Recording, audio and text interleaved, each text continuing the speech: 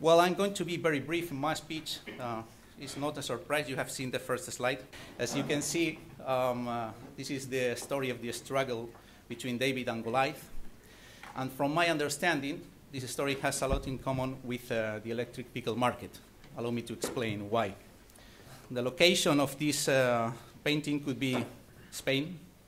You can see the Osborne bull, for those who are not Spaniards, is very typical of the Spanish landscape.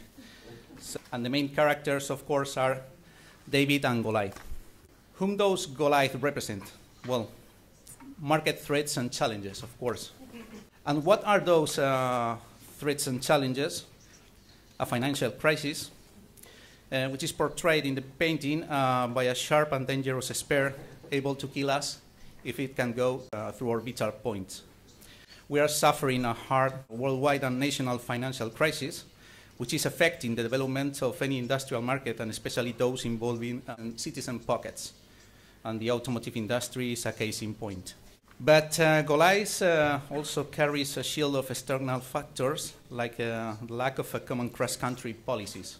It looks as if every European country has its own path to follow, regardless of the surroundings, and it makes no sense if we want to develop a solid and interoperable market. Lack of vehicles, and I mean because the market is demanding more vehicles, more units, and more models available to the customer at reasonable prices.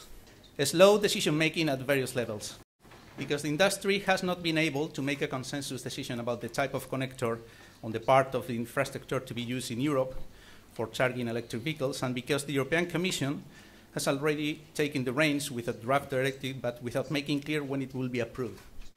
In the meantime, as we have heard in Paris, the last ICARTEC trade show held in April, connector type 3 will continue to be manufactured and installed in Europe.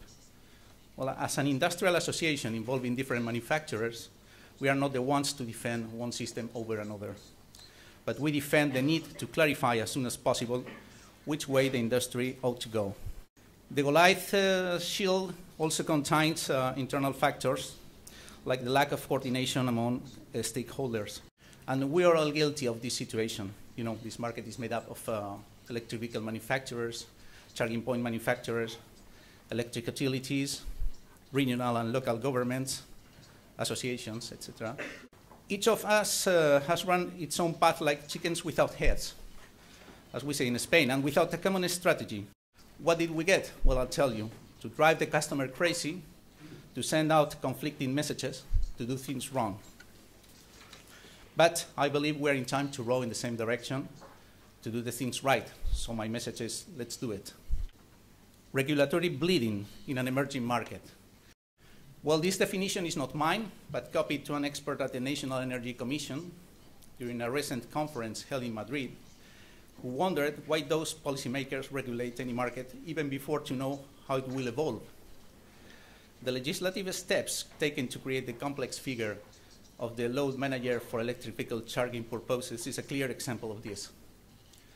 Nowadays, we have a regulation in force for a market that already doesn't exist, for a market that won't become a reality over the next decade.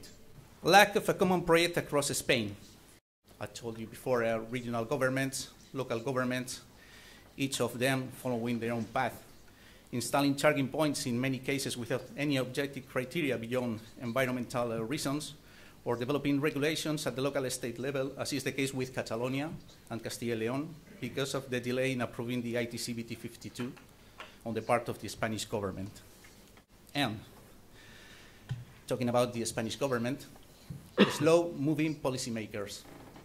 I talked before about a bleeding regulation, but at the same time, it is contradictory that we are suffering a legislative coagulation in the adoption of regulations such as the Complementary Technical Instruction BT 52, with almost a 3-year delay on the basis of incomprehensible reasons, to me at least, and worst of all, without clear signs of a quick adoption to this day.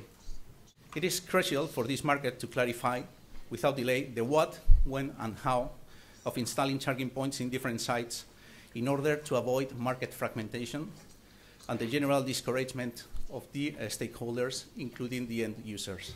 The Spanish industry deserves it. Otherwise, we run the risk of losing business, industry, and employment. And obviously, Spain cannot afford that. No way. Okay, let's go with David. Whom does David represent? EV users and believers, industry, entrepreneurs. You can add as many arrows as you wish. In short, those of us who believe on this market. And what weapons David has to fight against Goliath? Okay, several stones. And the stone that today we throw to the Goliath's head is made up of accurate information, exchange of experiences, and networking. And I'm sure we will have the necessary aiming for defeating all particular Goliaths.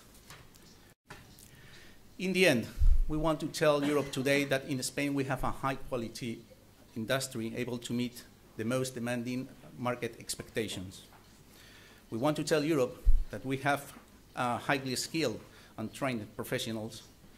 We want to tell Europe that we, the Spanish industry, firmly believe in electric mobility, and we are making a strong effort to boost this market because we believe electric mobility is called to be an important job-creating sector, a generator of business opportunities, and the answer to the transition to a low-carbon future.